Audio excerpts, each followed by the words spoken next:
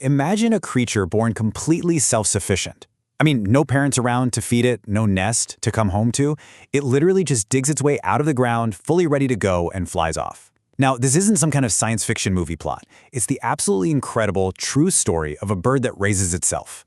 So that's the big question we're going to dig into. I mean, how can a baby bird just hatch, totally ready to fly, with no parents anywhere to be seen? It seems to fly in the face of everything we think we know about birds. So how is it even possible? Well, the answer is just as wild as the question. So let me introduce you to the star of our show, the Maleo.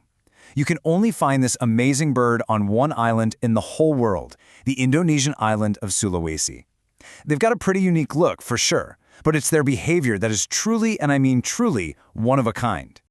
So what is it that makes this little chick so ridiculously independent from the moment it's born?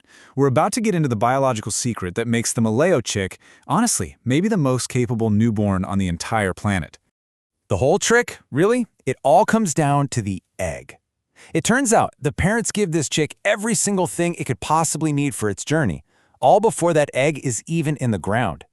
And that's because the Maleo egg is just enormous. We were talking about 6 times the size of a regular chicken egg. All that extra fuel inside, that massive yolk, lets the chick develop almost completely inside the shell. It's really less of an egg and more like a complete self-contained life support system. Okay, so a giant egg, that's one part of the puzzle. But if the parents just up and leave, who or what is keeping it warm? Well, the Maleo has basically outsourced that job to the Earth itself. You see, Maleos are what scientists call communal nesters. They will walk for miles, leaving their rainforest homes to gather at these very specific spots. Sometimes it's a sandy beach heated by the sun. Other times it's inland, near geothermal vents and hot springs. They literally use the planet's heat to incubate their eggs. And the amount of work they put in is just unbelievable. A Maleo pair will dig for hours to create this deep pit. Then, the female lays that one single massive egg.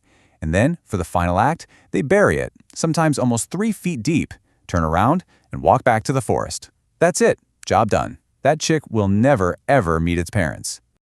Now, this whole life cycle is just an evolutionary marvel, right? But the very same strategy that makes the Maleos so unique has also made it incredibly vulnerable. And this is where the story takes a really serious turn. Just look at this number. It's staggering. Since the 1950s, Maleo populations have crashed by over 90%. We're not just talking about a species in trouble here. This is a critically endangered species, an icon that is right on the brink of vanishing completely. So, what's causing this collapse? Well, like with a lot of animals, habitat loss is definitely a problem. But the research is crystal clear. The #1 killer threat is egg poaching. And that's the core of the problem, isn't it? The very thing that makes the Maleo so special, this giant, unguarded egg, is also what's killing it. These eggs aren't being taken for food to survive. They're poached and sold as a luxury, a high-status item. But, just when it looked like the Maleo was heading for extinction, something pretty remarkable happened. This story took a turn, from one of crisis to one of hope. And it's all thanks to the very people who lived right alongside these birds. And this is so important. The solution didn't come from some outside group. It started from within the community itself. In 2006, villagers in a place called Taima realized their iconic birds were vanishing. They could see it happening with their own eyes, and they decided they had to do something. So they asked for help. The model they came up with was just beautiful in its simplicity. The local villagers formed a partnership with a conservation group called Alto Lido. The goal, super simple, stop the egg poaching. And their strategy was almost radical. Instead of building fancy hatcheries or using artificial incubators, they decided to try a low-intervention approach. Just protect the nesting grounds and let the Maleos do what they've been doing for thousands of years. And this is where the story gets even more powerful. Because this whole project wasn't just about saving a bird. Protecting the Maleo had a direct, positive, and truly transformative effect on the people who had promised to save it. So how'd they pull it off? Well, get this. The very people who used to dig up the eggs, the egg diggers, they were hired as nest guards. It gave them a new, stable income. The whole community started seeing real benefits from the partnership, things like repairs to their buildings, better trash management, And with that, something profound started to shift.